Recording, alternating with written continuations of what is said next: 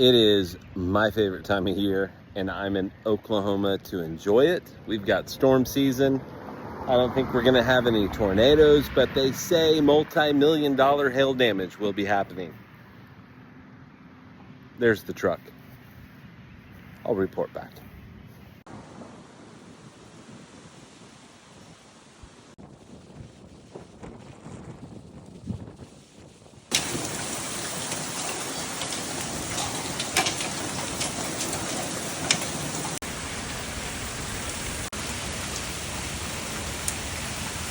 Yeah, go ahead and zoom in on it here. Listen.